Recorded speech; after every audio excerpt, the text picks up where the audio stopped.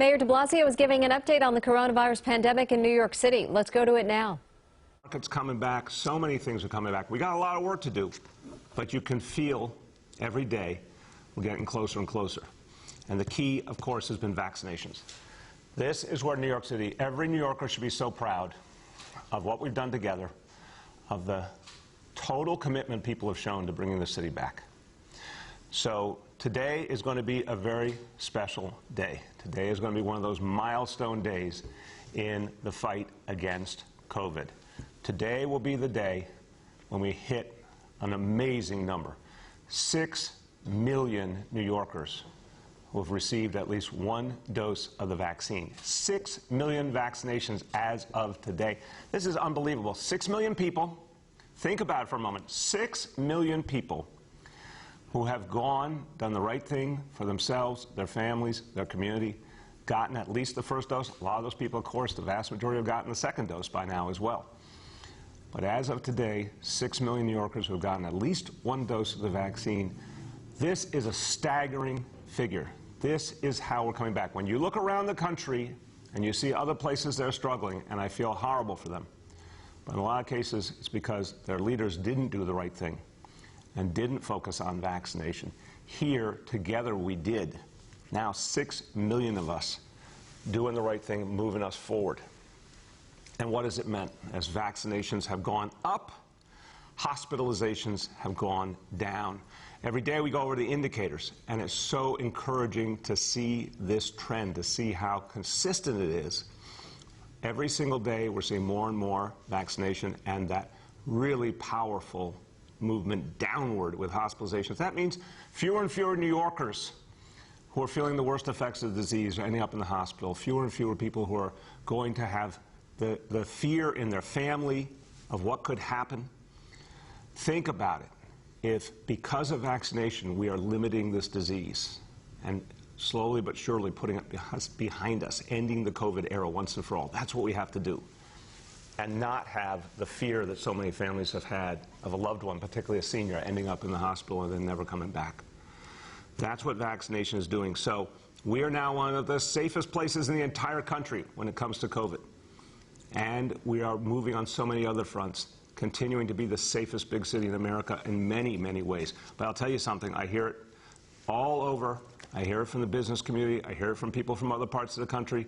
They're looking at New York City. They see how safe it is. They see how well the vaccinations have gone. This is the place to be. This is the place to invest because people can have confidence in the future of the city, seeing how New Yorkers handled this crisis.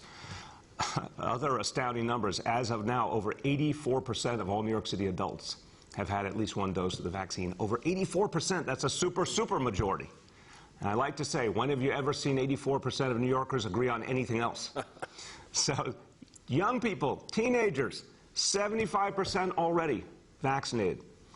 And we're going to see a huge number of new vaccinations when the youngest kids, the 5 to 11-year-olds, are authorized next month. At this point, there's only about 1 million adults left to be vaccinated, and they keep coming in. Incentives, the mandates, everything's working.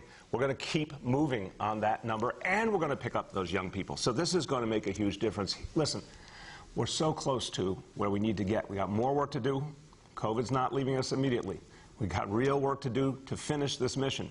Everyone could be a part of it, but we can get there. So here's my request, my humble request, every single New Yorker out there. If you have a family member, a loved one, a neighbor, a friend who still isn't vaccinated, talk to them.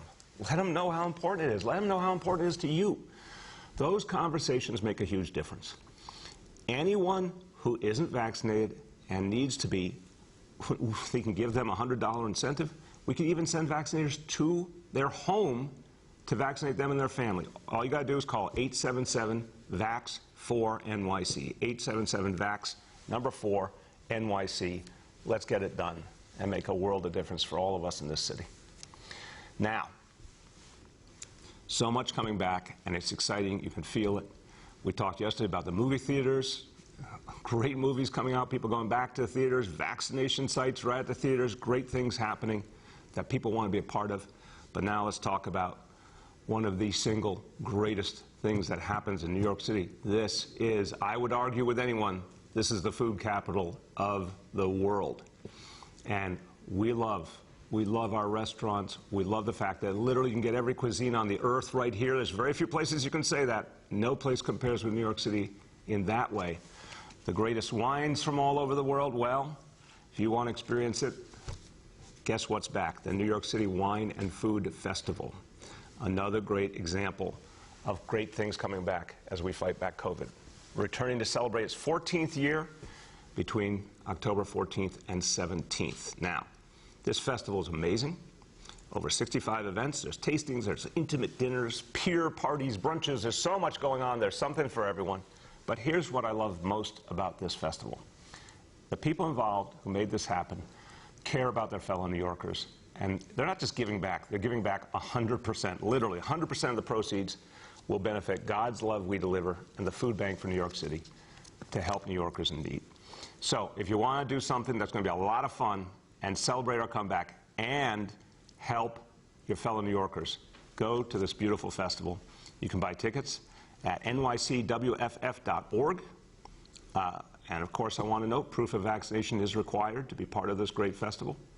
Last year, or most recently, the festival has raised, over the years I should say, $14 million. $14 million to help New Yorkers in need. I think this year is going to be amazing.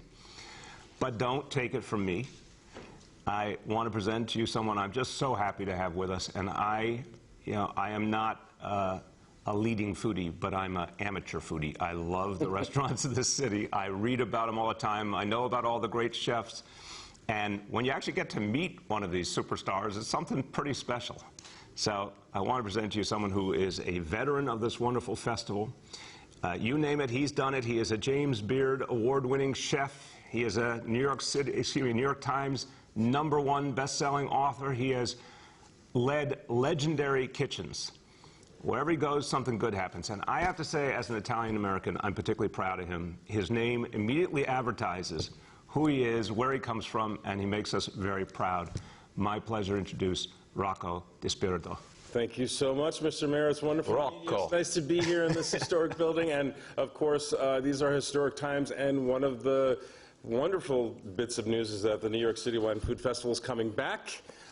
45,000 people will come to the city to enjoy the cooking, the food and drink from the best chefs, vintners, and spirit makers in the country, and some from outside the country. Of course, 100% of the proceeds go to God's Love We Deliver and Food Bank for New York City. This has always been the case.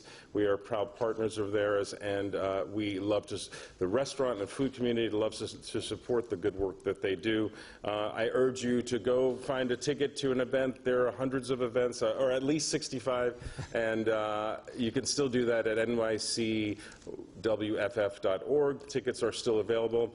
I'm personally hosting a dinner at Don Angie on Friday night and a master class at ICE on Saturday, and I'll be at the Grand Tasting Friday, Saturday, and Sunday.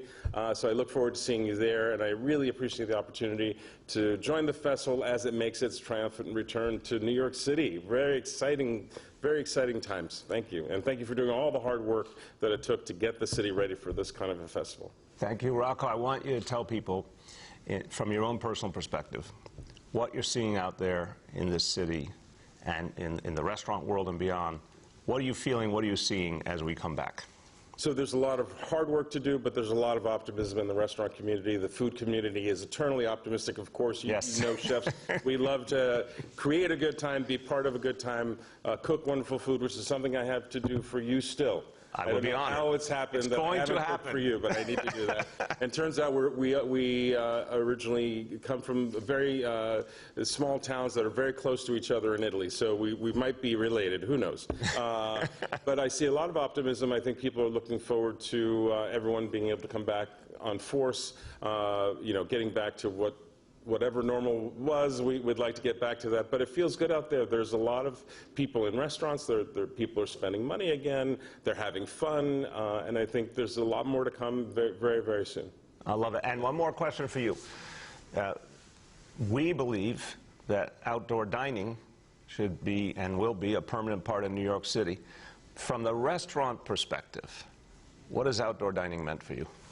Thanks for that very controversial question. So as a resident of New York City, I have opinions, and as a restaurateur, I have other opinions. But from the restaurant point of view, without any other issues, it's a wonderful opportunity for restaurants. It has saved the majority of restaurants that are back and doing well were saved by the outdoor dining program. So thank you for that. Please continue it. I think I speak on behalf of all my fellow restaurateurs that the outdoor dining program has done tremendous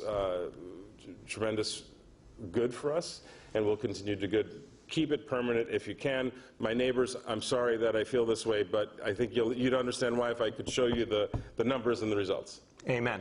And we're going to work with neighbors. We're going to work with communities to always get it right. But I do think it is crucial to this incredibly important industry, which is our identity in so many ways as a city, and to the hundreds of thousands of people who work in it. And also, because we do share a heritage, it's all'italiana. It's really right? It does remind me of Europe and big cities in Europe where there's a lot of, street side dining, and I think most of the restaurateurs have been very responsible and gotten it right. And like anything new, we need to continue to work on it. It's not a this or that, right? It can be both. We'll have to find the nice middle ground. You are what we call saggio. You're a wise man. Thank you very much. Okay.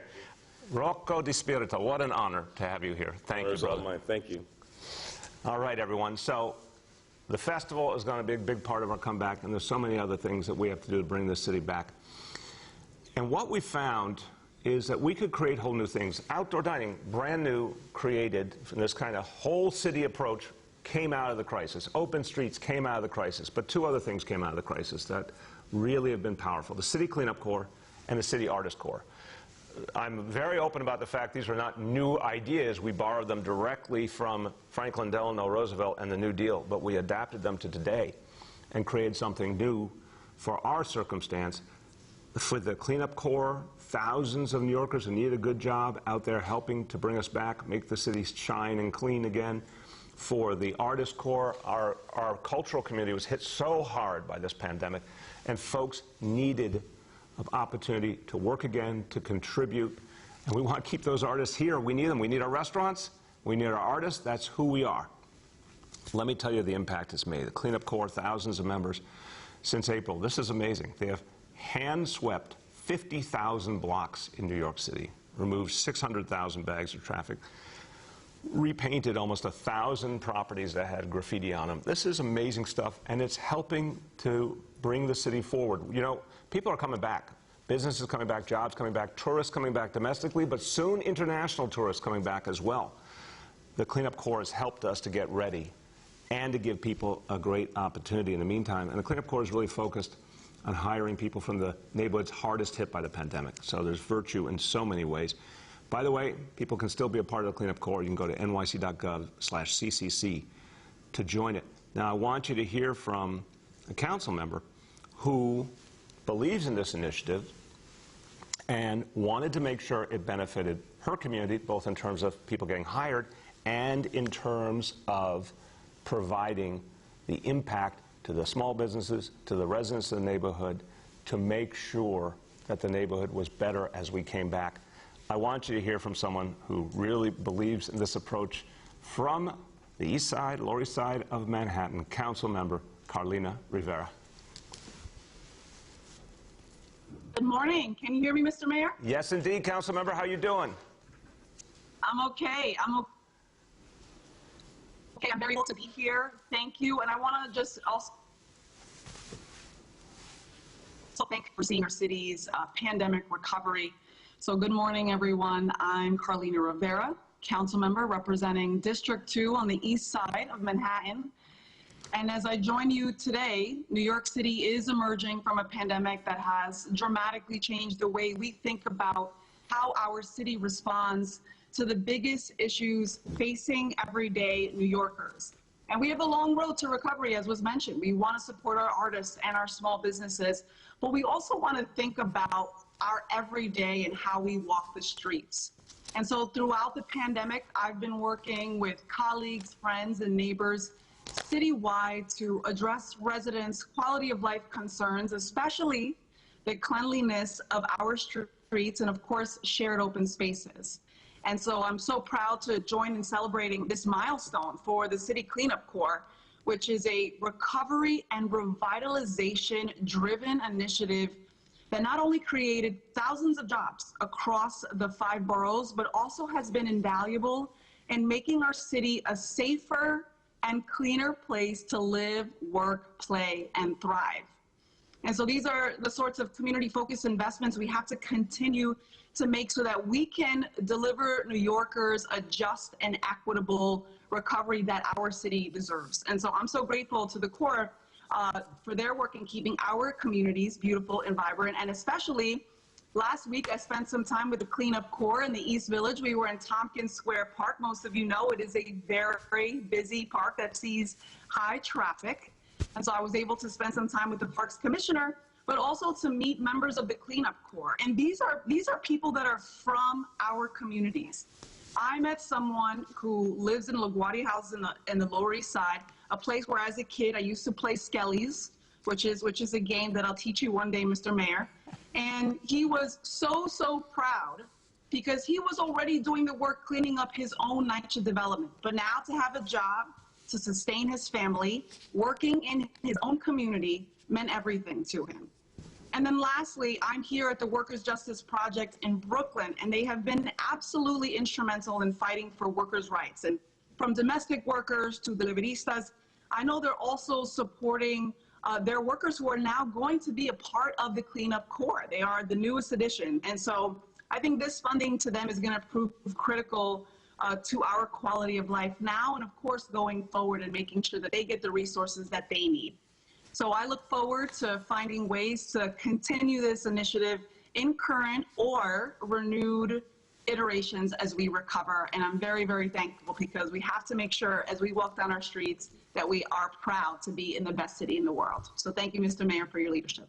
Thank you so much, Council Member. You will be my Skellies instructor. I am looking forward to that and keeping a great old New York tradition alive. Thank you for all you're doing. I can tell the passion that you have for making sure neighborhood folks get opportunity and for also making sure that the neighborhood is beautiful and clean. And I know our Parks Commissioner, Gabrielle Fialkoff, was happy to be with you there. And for her and everyone at the Parks Department, this is a labor of love, what the Cleanup Corps is doing. So thank you for being a really vibrant supporter of this idea. And we're going to get a lot done these next few months as part of our comeback. Thank you so much. Absolutely. Thank you. And the other great idea we talked about, which has really had an impact, our City Artist Corps. I want to thank our Cultural Affairs Commissioner, Gonzalo Casals, and his whole team. They have been, this has been a labor of love for them as well. $25 million investment in local artists. They've been out around the city doing performances, public art shows, workshops for children, for communities, for seniors, public spaces. It's been amazing. And the beautiful part is it's allowed our artists to keep working and keep contributing and keep giving us hope. That's what our artists do, especially in the worst of the pandemic. They gave us hope. And it's amazing what the Artist Corps has achieved in just a few months. So there's going to be showcases now for the rest of this month all over the city of the work of the City Artist Corps. You can find out where hundreds of events will be at nyc.gov/City Artist Corps. They're free events for everyone. I want you to hear why this is so important at the community level from someone who really believes in this, believes in supporting arts and culture in every way we can, State Senator Brian Cavanaugh. Hi, everybody. It's really great to be here. Thank you, Mr. Mayor. It's nice to see my neighbor, Carlina Rivera, as well. I'm really pleased to join Mayor Bloomberg and Commissioner Casals in Wrong mayor, Brian. What did I? Oh, what did I? You said the last mayor. It's okay. It's all good, though. Wow. And I've kind of become a regular on your wonderful availabilities lately. So that's a very, there's some strange time warp happens during COVID time. That's anyway, right. COVID will do that to you, Brian. I am even more pleased to join Mayor Bill de Blasio to celebrate this wonderful achievement. You know, when people think of the arts in New York, they often think of Broadway and Carnegie Hall and Lincoln Center, these great iconic museums. But we know that the art scene in New York really is built on sort of the diverse kind of organic artistic production that happens in our communities. The Lower East Side, which I represent, is particularly famous for that. We have newer communities that have become very big parts of the art scene, like Williamsburg. And, you know, the mayor deserves enormous credit for really focusing on making sure that these artistic projects have support during COVID. It was a very difficult time for the arts during COVID because of the inability of people to go in person. We know that the arts were an inspiration, you know, online and in person whenever we could. But I'm very proud that this has come to fruition. There are 2 of the 5 showcase events that are going to happen are going to be in the 26th Senate District that they represent. One is the Clemente Center on the Lower East Side, which is a terrific, very long-standing community arts institution. And the other is National Sawdust, which is a performing arts organization of more recent vintage in Williamsburg. But really, you know, this is a wonderful opportunity for people to connect with some of the emerging artists in our city, to see the wonderful work that's been in preparation, even in spite of the very difficult times of the pandemic. And again, I really thank this mayor for, you know, investing in this and putting the city's resource behind it and bringing this to fruition. So thank you so much, Mr. Mayor. Thank you so much, Senator. It's, you know, I want you to know there's a strong physical resemblance between recent mayors, so it's okay. When they're sitting down. That's right. I want to thank you. Just having fun here. I want to thank you. I know this is something you care about deeply, and your community has been deeply involved with City Artist Corps. Thank you. This is the kind of thing that makes a big impact. Thank you for your support. Now, everyone, I want you to hear what this means, even on a bigger level, not just New York City, national level, what it means to provide this kind of support to artists. And I want you to hear from someone who really has the big picture perspective. He was appointed by President Obama to the National Council on the Arts back in 2012. He serves as program director for arts and culture for the Andrew Mellon Foundation, which is the nation's largest funder of arts and culture and humanities. My great pleasure to introduce Emil Kang. Hello, Mr. Mayor. Thank you very much for having me. It's my pleasure to join you today, and I just want to make a shout out for Jamaica Queens as a native-born Jamaican Queens son of Korean immigrants, although I am calling you right now from the Upper West Side. I'd like to add my thanks to Commissioner Casals and his incredible team at the Department of Cultural Affairs. They do incredible work on behalf of the sector, and we can't thank them enough for all they do. The Mellon Foundation is thrilled that New York City's City Artist Corps will be celebrating National Arts and Humanities Month with such a rich diversity of arts programming throughout the city. This incredible showcase stretching across all boroughs underscores the power, the reach, and impact of artists, while also acknowledging the central role artists play in community prosperity. These artists whose work helps to sustain us have faced particularly devastating circumstances, which the City Artist Corps, as well as other programs like the Mellon-funded Creatives Rebuild New York program, are working to equitably ameliorate. I'm very certain, as the mayor has said, but as we emerge from this pandemic, it's critical for the ongoing vibrancy and health of our city that we recognize that artists are indeed workers, part of our workforce, and are among our most dedicated and necessary drivers of our economy. Mr. Mayor, thank you very much for allowing me to join you today, and thank you for all you do. We look forward to taking part in the incredible range of performances and showcases that are upcoming. Thank you. Thank you so much, Emil, and I love someone remembers where they came from, so proud son of Queens, you done good. And thank you for highlighting this kind of approach, and I know you're championing ideas like this all over. We've got to have this direct support for artists. This is part of how we come out of the pandemic. So thank you for helping to lead the way on that. Everyone, City Artist Corps, City Cleanup Corps, making a big difference. This is the kind of thing we're going to do to bring the city back. And now this brings us to our indicators.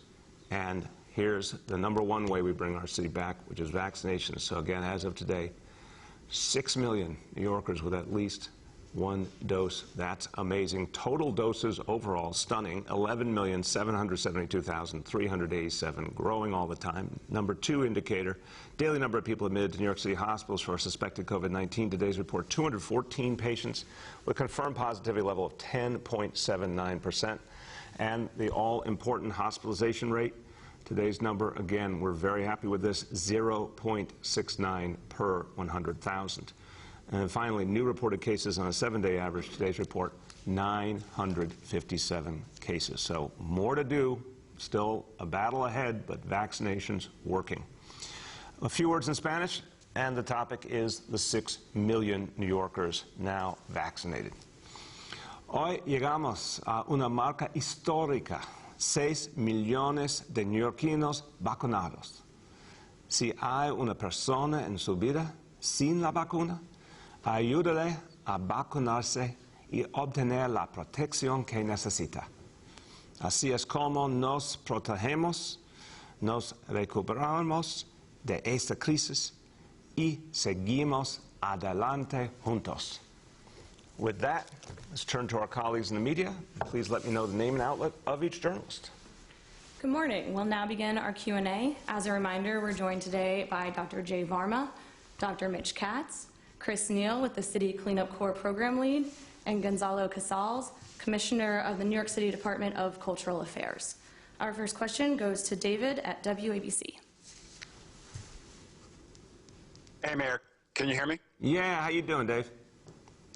I'm fine. I wanted to ask you, I read this morning in the papers about the Thomas Jefferson statue in the City Council chambers and its proposed removal. I just wanted to see your take on the history of that, where that came from, Shirlane's involvement, and then how do you feel about it? I'll try and give you a quick and clear answer, Dave. Look, the City Council, and I really respect the City Council. I was a council member. I respect that they have particular rights and needs on their side of the building. The Speaker and the Black Latino Asian Caucus requested last year that that be reviewed by the Public Design Commission, and they are asking that it be moved to the New York Historical Society for a period of time. I respect their legislative body. It's a democracy. I respect their right to make that request. The Public Design Commission will make its decision and we'll move forward. To the bigger topic, and this is something, again, came from the Council, not from me or the First Lady, but I'll speak to my own views on Thomas Jefferson. He's very complex, to say the least. The thing that is so troubling to people is that even someone who understood so deeply values of freedom and human dignity and the value of each life was still a slave owner. And I understand why that profoundly bothers people and why they find it something that can't be ignored. At the same time, stating the obvious, one of the most profoundly important figures in American history and one of the people who created this nation and created the good and strong and vibrant values of this nation. So he's a very complex figure, but he's someone who is such a profound part of our history. That needs to be seen. That part needs to be respected. The part that is profoundly troubling and contradictory needs to be seen and addressed and acknowledged as well.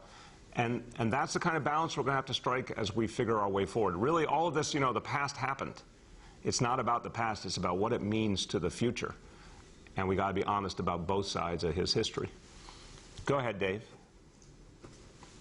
A different topic. As the FDA moves forward on, approving vaccines for younger people, 5 to 11 children, does that motivate you to then push forward on a mandate for children in schools? All children. It's a great and fair question, Dave. No, not at this point, because having the vaccine and parents allowing their kids to get it are two different matters. I've been real clear about it. Chancellor Misha Ross Porter has been very clear about it. Our priority is having kids in school. So for the foreseeable future, the best solution is that gold standard of health and safety approaches that we've used so effectively, plus all adults being vaccinated required, plus maximizing vaccination with young people, particularly the young people who will now be eligible next month. But we're not going to exclude a child. because our kids, a lot of them went a year and a half without being in a classroom. We're not excluding them because of the decisions their parents made. We need them in school. That's where I am. That's where the chancellor is. We'll deal with the future in the future, but that's where we are. And the focus is on getting our kids what they need. Our next question goes to Andrew with WNBC. Mayor, good morning. Since you're talking about vaccine milestones today and all the progress and the numerics looking good on the data, have you now backed off your plan to mandate vaccines for other municipal workers? Last week you talked about having details in the coming days, and we haven't gotten any details this week. Are you now no longer planning to expand municipal mandates? Fair question, but I will repeat what I said. We will have a lot more to say in the coming days. There's some work we've had to do, and I think I was clear about whenever we do something, Andrew, we are very meticulous about preparing it properly. We're looking at a variety of different options, new approaches to fight back COVID, because the war against COVID ain't over, and we gotta finish it once and for all to bring the city back fully. So a variety of options are on the table. We will be speaking to it in the coming days. Nothing's off the table. Go ahead, Andrew. I'm wondering if I can get your and Dr. Varma's assessment of where we are on Delta right now beyond the numbers. There seems to be this idea, and Governor Hochul has talked about it too, that we're either at a plateau, a downward turn, and yet the weather has been good, so we really haven't returned to sort of indoor gatherings in large numbers. So is this a false sense of security, or have we truly turned the corner on Delta here? Profoundly important question. I appreciate that one a lot, Andrew, and I'll turn to Dr. Varma and Dr. Katz in a second. Here's what I'd say. We've had this conversation internally many times, and Dr. Varma is, because he has studied the different challenges all over the world, not just with COVID, but other epidemics, he will be a good voice of caution here. Here's what I think we can say for sure. When you vaccinate at this high level, 6 million people have gotten at least one dose, that changes the entire dynamic. We've never been here before since the pandemic began. We've never had this kind of massive consolidation of vaccination, and there's more to come. There's a lot more to come. So that changes the dynamic profoundly. That is, to me, the big story here. But you're right, cold weather is a factor. And we need to be smart about that. We need to keep getting people vaccinated, and we need to keep taking smart measures to protect ourselves going forward. You can't declare mission completed until it's really completed, or mission accomplished. So we can't say that until we know we're out of the woods. So there is good news, but we've got more to do to consolidate our gains for sure. Dr. Varma, then Dr. Katz.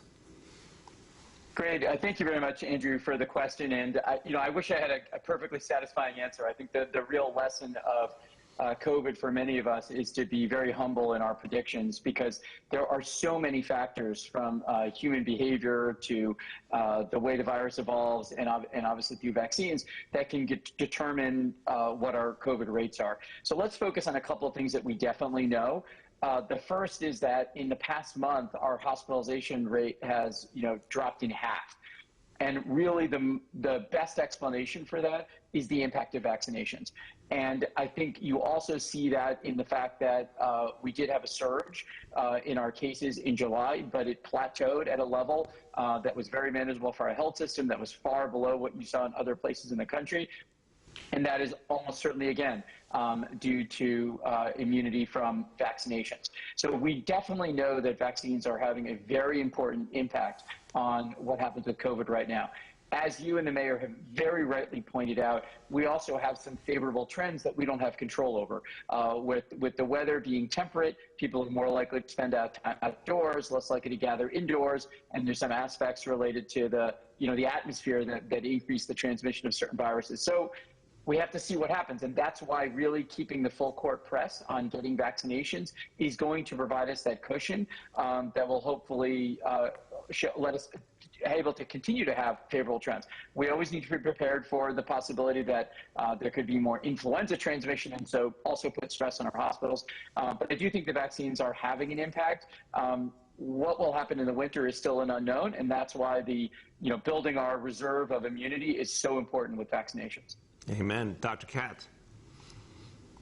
Yes, thank you, Mr. Mayor. I review every week our admissions due to COVID at health and hospitals, and every week for the last several weeks, the number of admissions has decreased. And I think that's objective evidence of what Dr. Varma is saying, that the most profound impacts of the vaccine are in preventing people from getting sick.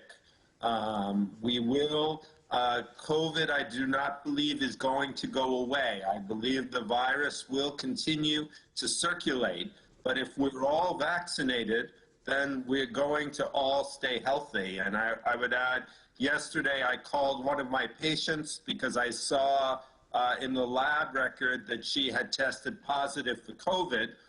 I knew she was vaccinated. I called her out of concern, "How are you feeling?" And she said, "I feel just great. I have a slightly stuffy nose, and otherwise she felt great." And I think that that's likely to be the future of a fully vaccinated city, is that there will still be some circulating COVID. It will circulate more in the winter, but if we're all vaccinated, then we will stay healthy. Thank you, sir. Amen. Thank you. Go ahead. Our next question goes to Deborah Lee with the Manhattan Times and Bronx Free Press. Hey, good morning, everyone. Can you hear me? Yeah, Deborah Lee, how you doing? I'm well, thank you. Good morning again to all. I wanted to shift the conversation, Mr. Mayor, to an industry that we haven't had discussed in the briefings for some time, and I wondered if you could speak to this. To what degree are the members of the independent livery cab and medallion cab industries being specifically incentivized to be vaccinated if they aren't already? And are there any plans to consider more serious measures, including the possibility of mandates or some semblance thereof, given their role, particularly their outsized role in communities not as readily serviced by public transportation? What is the thinking there to really get to them to be more on board, and how are you tracking that? A really good question, Deborah Lee. Look, we don't have, I'll be very straightforward, we don't have a specific plan at this moment, but what we are doing now, which I think speaks to your question, is we're looking at the different parts of our city, different parts of our society, and saying, where do we need to do more on vaccination, and what tools can we bring to bear? So we're going to be looking at a number of different options, because we needed to, first of all, put the basics in place. The different types of public employee mandates, the indoor dining, entertainment, fitness, those were areas where we thought we could make a very big impact. We needed to see how they worked. We needed to see what we needed to do to adjust. Obviously, we had quite a bit of activity in courts we had to get through. Now we're in a position to think about a variety of additional options. So this is something we'll certainly look at as one of the areas that's important. Go ahead, Deborah Lee. And then switching topics, as you know, a number of elected officials throughout the city, but specifically in the Bronx, have been trying to draw attention to the fact that youths in the Bronx, and again across the city, but in the Bronx in particular, have been essentially fallen victim to and are perpetrators of a lot of youth-on-youth violence. I know that earlier in the administration, where instances like this have surfaced, that specific borough-wide initiatives were implemented because of that, because of this specific need that the administration identified within any particular borough, including the Bronx plan, for example, on the education side, occurred. My question is, do you see that happening in these last days of your administration as regards the real, essentially the epidemic of violence within the youth community in the Bronx? It's a very powerful question. Thank you. And we've talked about this in different ways over the last few weeks in different press conferences about, whether it's education or public safety. But there is a particular challenge in the Bronx and also in some ways in northern Manhattan that we've had to double down on addressing. Some of this, of course, is a policing issue, and that is about sending additional police resources into the areas that needed the greatest help, and also things like gang takedowns, where the focus now more and more will be in the Bronx and northern Manhattan. But you're also pointing out the things we have to do to reach young people. And so more of the focus also is going to be on the community-based anti-violence efforts, cure violence crisis management system. A lot of resources have been moved into the Bronx and northern Manhattan for that. The work the NYPD is doing with families, with schools, through the youth coordination officers. This is what we can do right now, immediately, but I think your question points to exactly what we were trying to do with the Bronx plan in terms of the school. There's got to be a bigger shifting still of resources to reach young people in every way, schools, recreation, you name it. And there's an ongoing challenge in the Bronx, but I do think we have some of the tools we need, and we're certainly applying the ones we can right away. Our next question goes to Dana with the New York Times.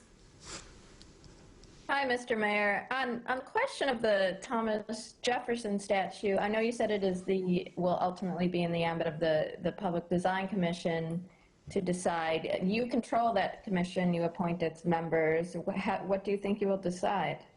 Well, you know, Dana, I want to be careful in really nailing the reality of commissions. I want to give them their respect. I name people for sure, but they then exercise their judgment.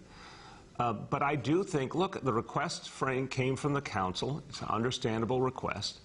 Request to move it to the Historical Society. That's obviously a fair setting. I start with the assumption that it'll be approved, but I don't know. That's ultimately a decision that that commission makes. I think the important thing here is just to recognize the City Council spoke out of their belief of what is right for their chamber, for their side of City Hall. And that, to me, is just a straightforward matter. If that's what they feel, I want to respect them as another branch of government. Go ahead, Dana. Thank you, Mr. Mayor. And then on an entirely different topic, a couple days ago, the city reported that you still owe hundreds of thousands of dollars to Kramer Levin for its representation of you during various investigations a while back. You said you would set up a legal defense fund to repay the firm. But you have yet to set it up. What are your plans as far as that debt is concerned? Yeah, Dana, look, I think we would be having an entirely different conversation if we hadn't, over the last year and a half, had a global pandemic. Everything got put on hold. Obviously, I intend to address that debt and put together the resources over time. It will take time, but I absolutely intend to address it. That's what I've done in the past. On the campaign side, it's not unusual to have debt. You pay off your debt. I've done it plenty of times. I'm going to take care of this as well. Our next question goes to James with Pix 11. And good morning, Mr. Mayor, and everyone on the call. Good morning, James. How are you? Great. Thank you for asking. You know, today is a particularly beautiful day in New York City. As you and I are often keenly aware when we have a special day, this is one of those days. Agreed. Very, very true. Thank you. The city already has a protocol for booster doses of Pfizer, the Pfizer vaccine. While an FDA panel meets today and tomorrow regarding Moderna and Johnson & Johnson boosters, I'm just trying to get more information about what preparations are being made for administering those boosters, and for that matter, to get people to get a first shot. Well, I'll turn to Dr. Katz, then Dr. Varma. Obviously, Dr. Katz and health and hospitals have been profoundly important to operationalizing what we need to do to reach people. They've had an incredibly positive experience with that. I'm going to say to begin with, the first shot is still the strategically most important part of the equation. We all agree on that. 6 million New Yorkers who have had at least one dose. That's stunning. Now we're going for more and more and more. We are going to keep going after every single adult. There's still a lot of young people we can reach, and then we're going to be able to reach hundreds of thousands of young people when the new authorization comes. So first dose is the strategic priority still. In terms of preparations for Moderna boosters, let's start with Dr. Katz. Dr. Katz. Thank you, sir. Well, I'll give us the example that when we got approval for Pfizer vaccine boosters, we didn't know exactly what groups would be approved. And there was, in fact, a lot of debate between the CDC and the FDA as to what would be approved. When we finally got the approval, we were ready the next day. We had all of the computer systems set up so that people would get the appropriate booster, so that people who came for a booster but had previously had Moderna would be told that they needed to wait until there was a Moderna. So we will see the same thing here. As soon as there is guidance that is clear, we will be ready the next day. If there does need to be shipments, if the Moderna vaccine is approved at a smaller dose, which is one of the issues, then as soon as the new booster doses are received, we'll be ready. They're very unlike the beginning of the vaccine effort. We have so many providers in the hospitals, at the pharmacies, at community-based organizations. We have a huge network. And thanks to you, Mr. Mayor, for first vaccines, we're able to give people $100. So for those people who have not yet gotten vaccinated, there's that great incentive right in front of them. Thank you, sir. Thank you. Dr. Varma, you want to add? No, nothing else for me. Thank you. Go ahead, James. Much. Also, this hospitalization rate of 0.69 per 100,000, I'd say by any measure, is low. Can you or anyone on the call give us some sense of context there? When has it been that low here in New York City, and what does it say about the overall trend of COVID in the city? I'll turn to Dr. Katz and Dr. Varma. I mean, I'll just frame it and say it really says that vaccination works, and it says we're moving in the right direction. And notwithstanding the challenges of cooler weather and other factors we got to take seriously, it says just keep going deeper with vaccination. But in terms of when we were last at this low a level, Dr. Katz or Dr. Varma, do you know? Yes, sir, we haven't been this low since the beginning of the pandemic. And just to give people some sense, for the 11 health and hospitals, which represent about a fifth of all hospitalizations in New York City, we currently have about 70 patients with COVID in the hospital, and about 16 of them are in the intensive care unit. At the peak, we had 3,700 patients in the hospital with COVID, and we had 960 in the ICU. So 960 down to 16, 17, 3,700 down to a much lower number now, very manageable, around 70. So huge progress, sir, and the best numbers we've seen since the beginning of the pandemic. Amen. Thank you. Our next question goes to Juliet with 1010 Wins. Yes, hi, good morning, Mr. Mayor, and good morning, everyone. So in that strain here, do you think you'd be able to declare the end of the COVID era as your term comes to a close, and what would it take to declare that? Well, that's a powerful question, Juliet. First, I don't start with that assumption, because I think we have to pick up on what Dr. Varma said. You know, one thing we've learned from COVID is expect the unexpected. So the first thing we should do is be cautious and careful and say it will be over when we get even more people vaccinated and we drive the rates down even more and we prove we can sustain them even in the colder weather. But I do think by the end of my term, we can be in a very, very strong position. My goal is to get a lot more people vaccinated before my term ends, consolidate our gains, get our recovery into a very, very strong, consistent place. But let's be careful on mission accomplished until we are 100% sure. What is true, Juliet, is the COVID era can and will end. And I think it's going to be during the year 2022 that we can turn the page as a city, put COVID in the background the same way as influenza, where it's a real issue, it's a real threat, and we got to deal with it, but it's something we deal with in a manageable way, not something that dominates our life the way COVID has. So I want to consolidate those gains in 2021, hand off to my successor, and then I think 2022 becomes a year that we can finally put COVID in our past. Go ahead, Juliet. Okay, thank you. Different subject. Earlier you mentioned that we will be seeing international travelers here, most likely for the holidays. And I know there's a proposal out that Rockefeller Center, the plan is to shut it down during traffic.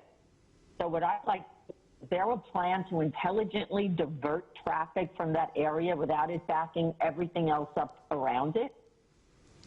Well, great question. We're obviously looking at it very carefully. I spoke to our Transportation Commissioner, Hank Gutman, just a few days ago on this very topic. We want to be really smart about it. I do think you're right. Lots of folks are going to want to come out who didn't have as much opportunity last year. We got to make sure it's safe for all the visitors, all the pedestrians, but also manage the traffic carefully. So we are working on that right now. Thank God it's still October. We got some time. But we are keenly aware that that's going to be a real important issue. We have time for 2 more questions today. Our next question goes to Elizabeth with Gothamist. Good morning, Mr. Mayor. Good morning, Elizabeth. How you been? I'm good.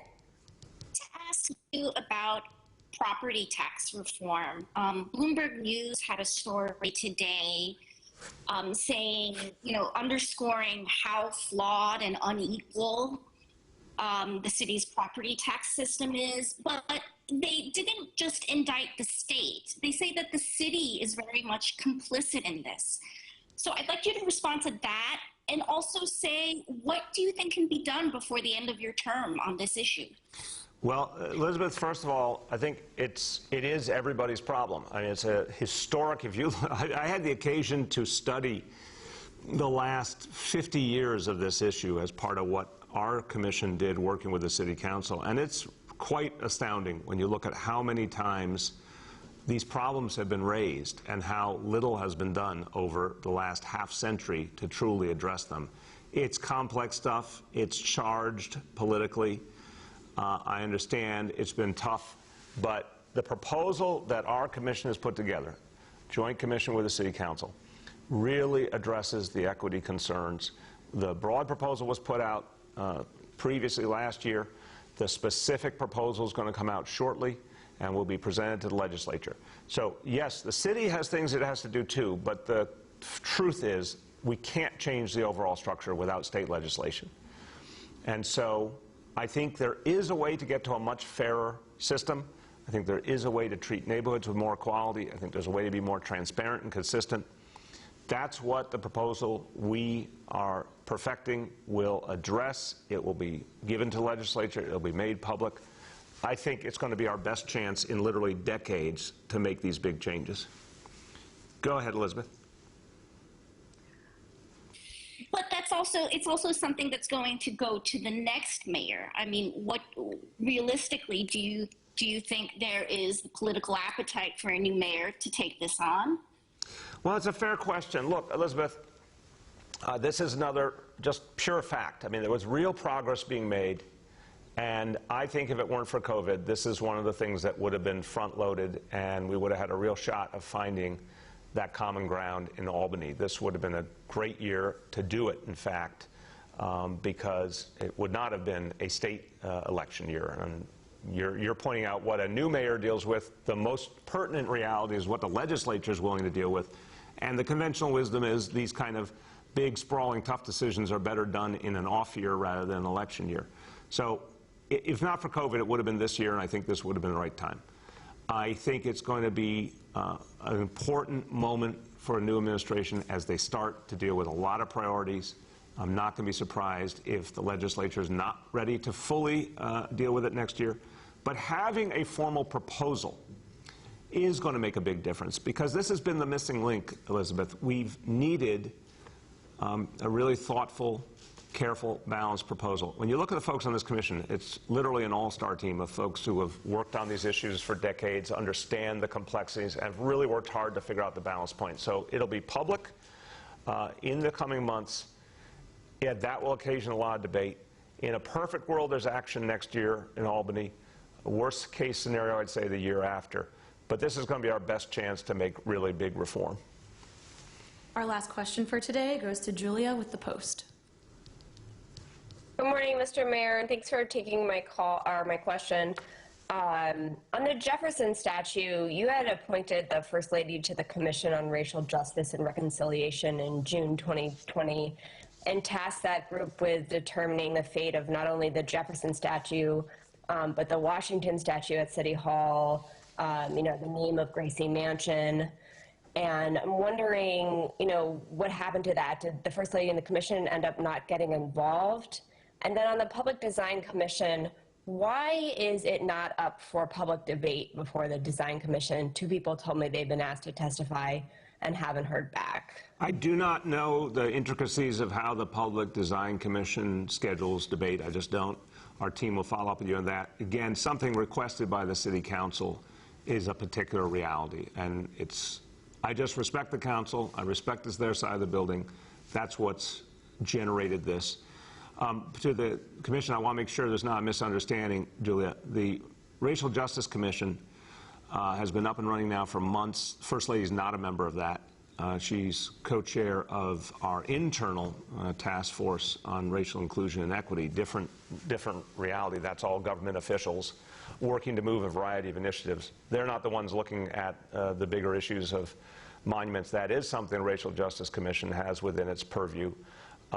They're still going to be doing their work for months to come, and we'll see what they say. But on this one, this was a request from the City Council, and that's what motivated it, and we'll see what the Public Design Commission does next. Go ahead, Julia. Thank you. And then this week we've been talking about inequality in education. I've asked repeatedly to your DOE for answers on this, and I haven't gotten anywhere, so I'm coming to you. You were supposed to get an education remediation plan from yeshivas by mid-January 2020. We're in the 7th year since the investigation was launched. Advocates say nothing has changed and there's been no real enforcement. Can you promise us that this will be wrapped up by the end of your tenure?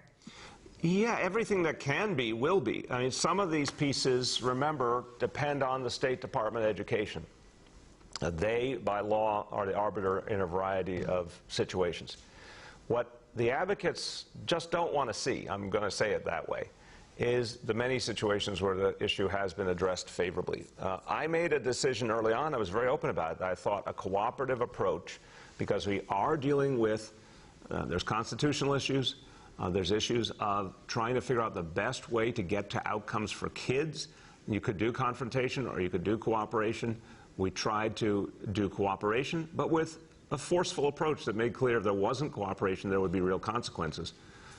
Also, of course, needed to depend on the State Department of Education to back that up. What we've seen is a variety of schools that really have improved their approach, improved their curriculum. The last I saw, there was literally a few left that there were still issues around out of hundreds and hundreds of yeshivas. So I would dare say the advocates have not presented the full picture, and I do think there's been a lot of progress. But we will get you an update, and anything we can finish while I'm here, I want to finish. And with that, everyone, look, today we went over a number of things, but the biggest news is the thing to focus on. 6 million New Yorkers who've gotten at least 1 dose of the vaccine. That's just staggering. That is beautiful, and that's something everyone should be proud of. This has been the ultimate team effort. So thank you to every New Yorker who made that decision. Thank you to every family member who let their family, loved ones know how important it was to get vaccinated. Thank you to the vaccinators, Test and Trace Corps, everyone who is out there promoting vaccination. It's working. Thank you, everyone.